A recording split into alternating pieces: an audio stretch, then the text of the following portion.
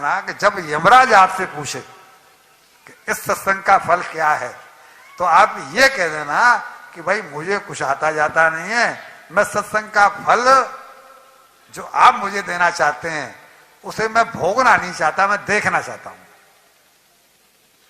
समझो बहु बेटी हो, सत्संग से जो आप फल देखना चाहते हैं उसे भोगना नहीं चाहता, देखना चाहता हूं। दूसरे दिन 6 बजे वाकई में उसकी बत्ती हुई। हाँ, वो 6 बजे वो चले गए लाला जी। और जब ऊपर पहुंचे तो यमराज बोला कि लाला जी आपने तो दिन सारे जीवन में कुछ कमाया ही नहीं, जो कमाया वो आप सब छोड़े आए, केवल आधे घंटे के सत्संग की कमाई आपके खाते में आ रही है। आपने आधा घंटा सत्संग किया है, तो आधे घंटे के सत्संग को आप जो फल मिलने वाला है उसके फल के रूप में हम आपको क्या दें? किस चीज का भोग करना चाहते हैं आप? आपको आधे घंटे के लिए स्वर्ग दे दें, आधे घंटे के लिए ये कर दें, आधे घंटे को बहुत सुख दे दें। बोला जी मुझे कुछ नहीं चाहिए, मैं तो उस जो फल आप देना चाहते हैं उसको देखना चाहता हूं, भोगना। और यमराज बोले कि अरे भाई ऐसा नहीं होता हमारे यहां, हमारे यहां यह सिस्टम नहीं है, हम फल देते हैं और उसको जीव भोगता है, तुम भी हमसे जो चाहो सो मांग लो, हम तुम्हें दे देंगे।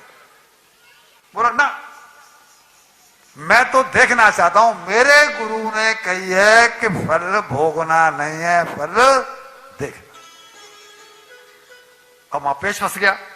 अब वो नरक में कैसे भेजा उसे? आधे घंटे का फल है, फल वो लेने को तैयार नहीं है। तो बोला कि भाई ये हमारे विधान में नहीं है, चलो चलते हैं ब्रह्मा जी के पास चलते हैं। वो लेके ब्रह्मा जी के पास गए। उसको लाला जी को आधे घंटे के सत्संग का प्रभाव ब्रह्मा जी के पास लेकर के गए और ब्रह्मा जी के सामने अपनी बात रखी कि भाई ये अजीब जीव आया है पृथ्वी से, ये कहता है कि मैं भोगना नहीं चाहता, मैं तो अपने आधे घंटे के सत्संग के फल को देखना चाहता हूं। ब्रह्मा जी बोले कि मेरे विधान में ऐसा कुछ नहीं है, सृष्टि में हमारे यहां यह विधान नहीं है कि फल को देखने की सुविधा हो, भोगने की सुविधा है। तो बोले ये मान ही नहीं रहा है, और इसको हम भेज सकते नहीं नरक में, क्योंकि आधे घंटे के सत्संग का फल इसको देना पड़ेगा। आप जूते जाके मंदिर में उतारते हो, मंदिर वाला आपको एक टोकन देता है, बोला 39 नंबर, तो आप उसका नंबर देखते हो कभी? तो उसने दिया, जेब में रख लिया। क्यों?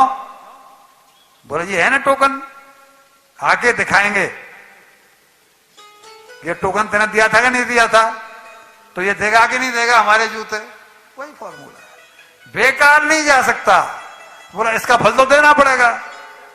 तो बोला भाई हम नहीं पता कि क्या करना चाहिए, चलो विष्णु भगवान के पास चलते हैं। अब उससे ले शंकर जी के पास चलते हैं। शंकर जी ने भी कह दिया कि भाई इस तो हमारे बस का रोग नहीं है, विष्णु भगवान के पास गए। जब वहां पहुंच गए तो वो लाला जी के नाम पर कलंक, मैं ऐसे लोगों को कलंक इसलिए कहता हूं कि उनको कुछ पता ही नहीं है कि मैं जिसके पास गया वो ब्रह्मा जी थे, जो इसके पास मुझे लेकर के ब्रह्मा जी गए वो शंकर जी थे, क्योंकि था सुनी नहीं, कभी सत्संग किया नहीं। और जब भगवान विष्णु के सामने पहुंच गए, भगवान विष्णु चतुर्भुज रूप में रहते हैं, चतुर्भुज रूप का रूप देखा, इसके बावजूद भी उसने उनको प्रणाम। इनको क्यों कहता हूं कि सुनो, जानो क्या है क्या, नहीं सुनेंगे तो मालूम कैसे होगा। प्रणाम नहीं किया और अपनी बात बताई कि भाई ये एक भगवान, ये एक अजीब जीव आया है, ये कहता है कि मैं आधे घंटे के फल को भोगना नहीं चाहता, देखना चाहता हूं। और जब भगवान विष्णु ने ये बात देखी तो पहले तो उसकी पीठ थपथपाई, लगता है तू किसी ऊंचे गुरु का चेला है। वो समझा नहीं क्या मतलब है इस बात का, लगता है तू किसी ऊंचे गुरु का चेला है। बोला जी मैं समझा नहीं। अरे बोला तू इससे ज्यादा क्या देखना चाहता है कि तेरे आधे घंटे के सत्संग के फल में ब्रह्मा विष्णु महेश तीनों तेरे सामने, बिहारी लाल की जय, तीनों तेरे सामने खड़े हैं। इसकी महिमा को पहचानो, सत्संग की महिमा को, कथाओं की महिमा।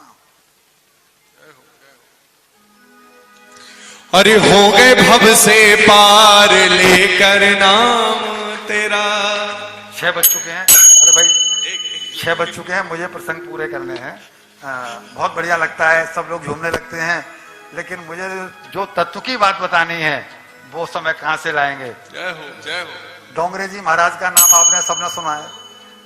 डोंगरे जी महाराज कहते थे कि ये बातें गले में इसलिए नहीं उतर रही हैं कि हमारा घर जो है ना वो भोग भूमि है, योग भूमि। संसारी जीवों का घर भोग भूमि है, योग भूमि नहीं है। इसलिए हमारा मन जल्दी से कथा सत्संगों में लगता नहीं है। विषय भोगों में लिप्त रह करके मन में शुद्धता रह ही नहीं सकती। तो वो कहते थे, मैं नहीं कह रहा हूं, डोंगरे जी महाराज कह रहे हैं। उन्होंने अपनी पुस्तक भागवत रहस्य नाम की उनकी पुस्तक आती है, बाजार से खरीद लेना, पढ़ लेना, जो मैं कह रहा हूं वहां पर वो लिखा हुआ है। मैंने भी उन्हीं की पुस्तक से ये लिया है। शास्त्र में जहां गृहस्थ धर्म के सूत्र लिखे हुए हैं, यह पुस्तक आपको गीता प्रेस की दुकान पर भी मिल जाएगी, जहां गृहस्थ धर्म के सूत्र लिखे हुए हैं कि गृहस्थ में हमारी कोई बिटिया प्रवेश कर रही है तो उसे वो सूत्र पढ़ने चाहिए कि मैं गृहस्थ में प्रवेश कर रही हूं, हमारा बेटा जो गृहस्थ धर्म में प्रवेश कर रहा है, मैं गृहस्थ धर्म में प्रवेश कर रहा हूं, तो मेरे क्या क्या कर्तव्य हैं। इनको ये नहीं मालूम है कि हमको क्या क्या करना चाहिए वहां जाकर के। हमने सिखा दिया बस सास ससुर की बात को मान लेना। अब वो सास ससुर खुद ही काट के हैं तो वो क्या करेगी, तो उसे वो ही समझाएंगे ना। समझना वो है जो सूत्र हैं, जो काम का गृहस्थ है, क्योंकि आगे उसके भी तो बाल बच्चे होने हैं। वो कैसे सिखाएगी उनको कि क्या सूत्र है। वो कहते थे कि वहां लिखा है कि हरेक गृहस्थ को नित्य पंच कर्म यज्ञ करने चाहिए। यज्ञ होते हैं ना भाई, आपसे जानबूझ के कभी चींटा मरता है, कभी चींटी मरती है, झाड़ू लगाते हैं, मच्छर मरते हैं, ये सब मरते हैं। इसके लिए पंचकर्म का विधान है। जिन घरों में पालन होता है वो आज भी यज्ञ करते हैं, उसमें एक आहुति दी जाती है बस। उन्होंने छोटी सी एक वो ले रखी है यज्ञ कुंड, और उसमें वो 5 आहुति देते हैं कंडे पर रख करके, और उनका वो यज्ञ पूरा हो जाता है। वो अपने विधान से जी रहे हैं, लेकिन 99% घरों में ये नहीं होता। तो वो कहते हैं वहां पंच यज्ञ करने चाहिए। और दूसरी बात वहां लिखी हुई है कि हर एक गृहस्थ को अपनी कमाई का 10% दान धर्म में देना चाहिए। ये सुनिए बात, ये सुनिए। इसको तो हम वक्ता सुना देते हैं, इसको तो हम वक्ता सुना देते हैं क्या कि 10% दान धर्म करना चाहिए। क्यों, कहां जाएगा वो, हमारे पास ही तो आएगा। लेकिन वो नहीं सुनाते जो सुनाना चाहिए कि हर गृहस्थ को ये पालन करना चाहिए। गृहस्थ धर्म में प्रवेश करने से पहले उस पुस्तक को पढ़ना चाहिए और पंचकर्म करने चाहिए, जिससे कि जो घर में रोजाना दोष बन रहे हैं उन दोषों से बचा जा सके। फिर वहां आगे लिखा है कि हर गृहस्थ को 12 महीने में से कम 1 महीना तीर्थ यात्रा करनी चाहिए।